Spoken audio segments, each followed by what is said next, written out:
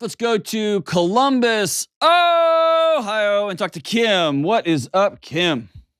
Hey, Dr. John, how are you? Fantastic. How are you? I'm doing good. Awesome. What's up? Well, I'm calling because I'm dating this wonderful man. Oh, gross. Gross.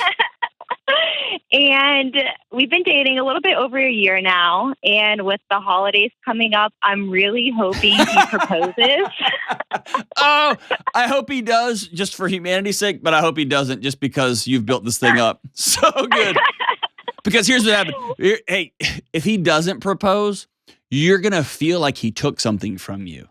And you know what he took from you? Everything. That's how you're going to feel. And I'm so excited about this. When I had a friend who went to, was going in for like an annual review and thought that they were getting a raise of like some crazy amount of money. And instead of the crazy amount, they got like half of that crazy amount, which was still an insane raise. But they felt like someone had taken that other half from them. Like, you stole this from me. Anyway, I'm so excited for you. Do you think it's actually going to happen, or are you just trying to will this into existence? Well, he asked me for my ring size, Oh, so I gosh, think the guy, it's what? gonna happen. Hey, you're done with him. He's out. Forget this dude. He should have been way smoother. I had to sneak rings from my girlfriend and take him to the jeweler and be like, this is the size ring she wears. I don't know. Anyway, whatever. He's not very smooth, but if he's worth loving forever, then I'll let you have it. Okay, cool. He is. All right. So what's your question? I'm just talking too much now. What's your question? My question is, the thing is, he lives an hour away. And so if we were to get engaged or married, I would have to move an hour away from my family. The problem is I'm feeling really guilty about that because I have a 26 or 27-year-old brother with special needs. And my mom and my brother really depend on me. And it should be an exciting thought, but it's just full with anxiety and what if, and should I be feeling guilty about this? Should I not? I think you should feel really guilty because you're destroying your family. I'm totally kidding, Kim. Okay, so tell me how. I can't tell you how to feel. Your feelings are just your body trying to let you know. They're signals for your body. So I can't tell you like you shouldn't be feeling this or you should be feeling that. What I can tell you is here's how we're going to process those feelings. How do you said your parents, your mom and your brother really rely on you. How? Well, like I said, he's 26 or 27 and he lives on his own. Okay. And so it was a transition maybe like a few years ago to get him out of my mom's house and into his own house. And the plan was that my mom and I, along with a few other home health aides, who are fantastic, by the way, it was to get him comfortable on his own. And then once he was comfortable with the other aides, we were supposed to start taking less and less hours. Fast forward to 2 years later, I'm still working full time, helping him out. My mom's still working, and the staff we have now is great, but with the shortage of workers, and also he's pretty particular who he's around, it's been really hard to find other aides that match. Is he autistic? Or get along with him. Is he autistic? Yes, he has autism. Okay. I just worked with a lot of folks with autism. So is he, well, I don't want to get sidetracked here. Is there a chance that this plan y'all drew up 2 years ago was overly ambitious and there just needs to be a reckoning with reality that needs to happen with your mom, with him, with you, with everybody? I mean, maybe so. Okay. Yes. Often we get these plans because we want them to work out so well, right? And we, especially when someone's struggling has special needs, we can over hope that they're going to be able to figure some things out, and it's hard to read the data back to ourselves in real time. So 2 years later, and you have not been able to back off the time investment. 2 years later, you're still not able to find aides that can fully meet his needs.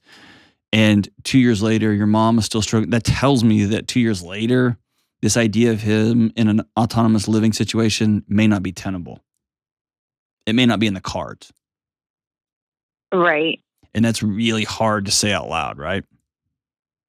Yeah, it's really hard, but it does make sense. I guess I didn't think about it because he's been doing better, but then also he hasn't. He used to attend a work program, and now he's no longer attending the work program, which means that we had to find another aide to fill that hour for the work program that he was going to. And it just seems like he just wants to stay home all the time. But the problem is he requires 24-hour care. He can stay home. Is that fair? Yes. Yes, he can. No, I mean, why in the world would he go to a work program if he doesn't have to? Right. When he had some very strict access to people's time and he had to go to the work program, he went, right? So let me ask you, can I ask you a really hard personal question? Yes. How much of his care and how much of the things that you say are needs for him are actually ways that you feel like you are contributing to him and to your mom? Meaning, how much of his care is about you versus how much about him? And this isn't an accusation. This is just, I want you to be honest. What do you mean by that? Meaning, if you just extracted yourself and moved an hour away with your new husband, that may or may not happen, by the way, you just packed up and moved. Would his life come crashing to a halt? Would your mom have to figure out other alternative arrangements? And then all of a sudden, you give it 2 or 3 months after some fits and stops and starts, and then he's just moved on without you? And that feels as devastating as watching him struggle? Okay, I see what you're saying. My fear is with me not working in the household or with him anymore, that I would be the cause for him to no longer be able to live on his own in an apartment setting, and he would have to go more into a group setting. And you have not given me any indication that he's going to do anything other than have a group situation. Right. Because right now you're propping him up. Right. Is that fair? Tell me, again, I don't want to be harsh, but I've spent 20 years having hard conversations with family members about young people with special needs. And you just, we have to say, like, here's the truth to the situation.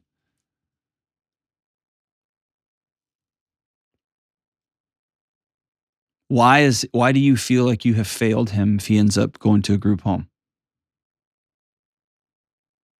Where he can have direct access, direct care, he can have community, he can have people who are trained in. Why do you feel like you'd be failing him?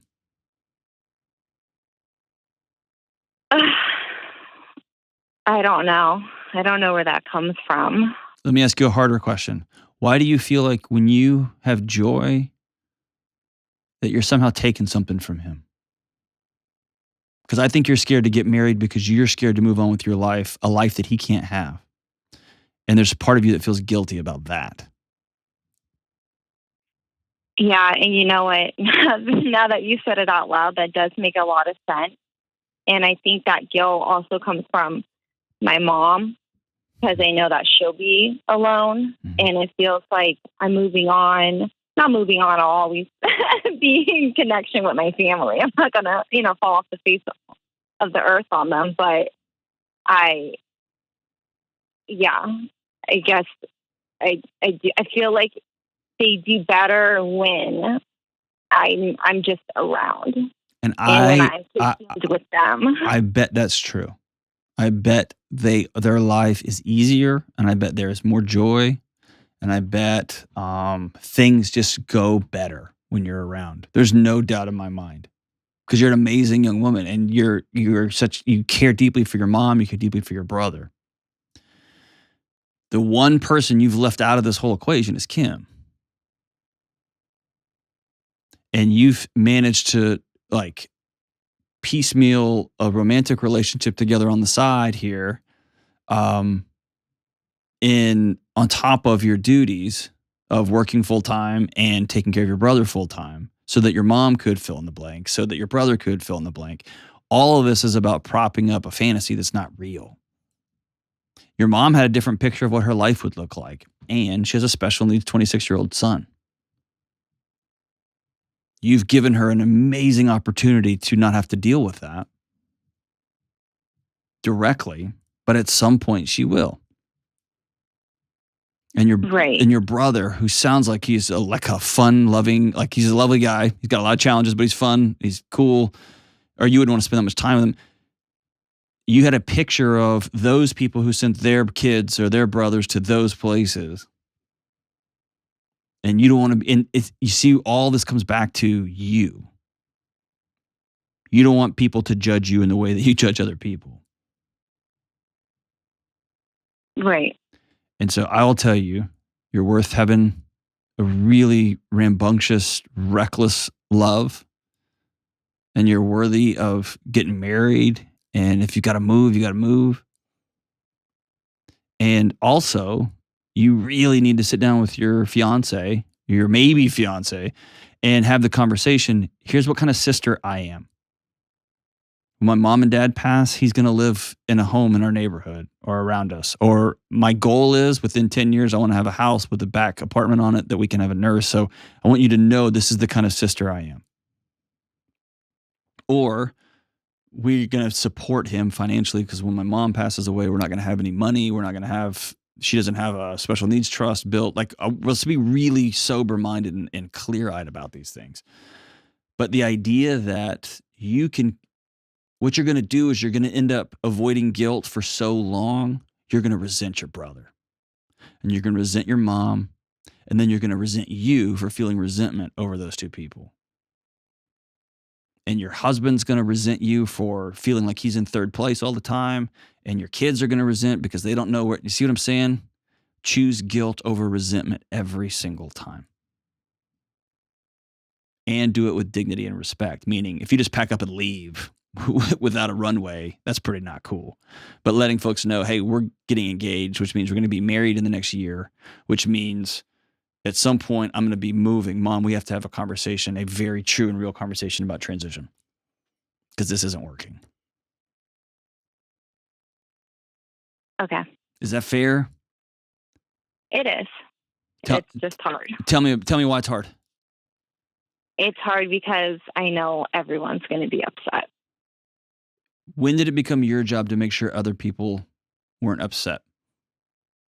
Because, man, that's an exhausting role. It's not, but you said it. You said it. You said it. It's not your job. Okay. Now, I'm also somebody who, I believe in taking care of your family. I really do. Probably more so than is makes sense. And I believe in taking care of the least of these in our communities, much less in our homes. Okay. So your life may look different. You may never get that Lexus. You may be a Camry family forever because you're saving the money up to pay for your brother's care or for a home health nurse or whatever.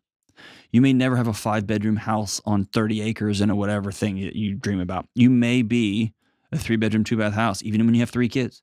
Like, so making peace with some of these things in the short term will give you so much peace in the long term. It's just being honest and intentional about it all. Does that make sense?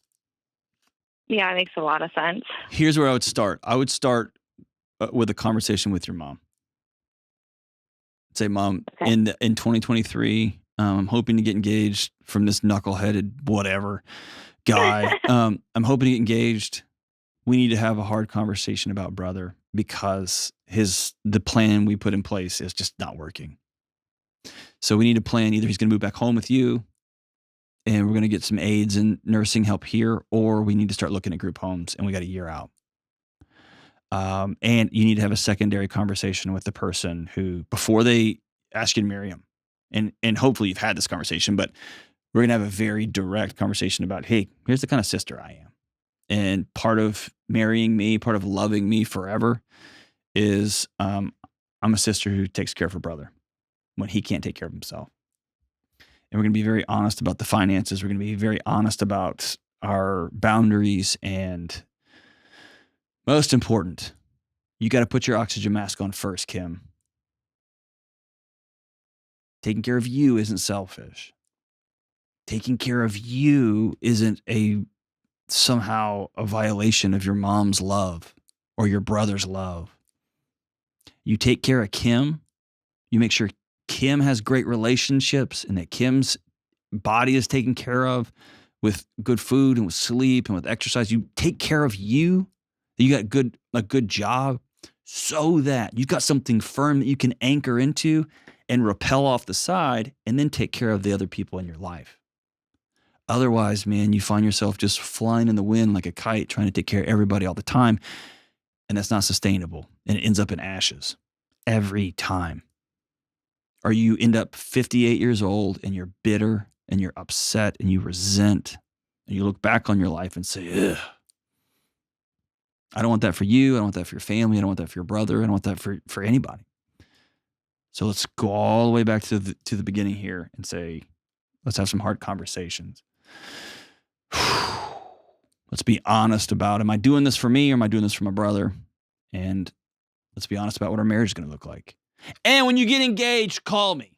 Call me. We'll do a big announcement here on the show because I'm excited for you. It's going to be rad. Thank you for trusting us and for walking with me, Kim. Good luck to you. We'll talk to you soon.